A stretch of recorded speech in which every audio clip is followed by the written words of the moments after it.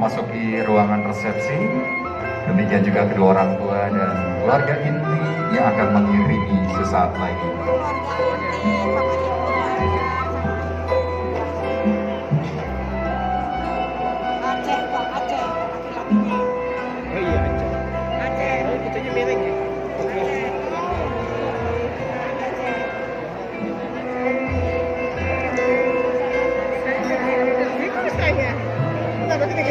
Dalam hari yang berbahagia, rangkaian acara Tasyakur Bidima, resepsi pernikahan Rizka Fatimah Rifayani saat ini didampingi oleh suami tercinta Muhammad Firman Gumbilar, di mana seluruh rangkaian acara akad nikah yang telah berlangsung pagi hari tadi, saat ini kami hadirkan keduanya menuju ke atas pelaminan dalam rangkaian acara resepsi pernikahan.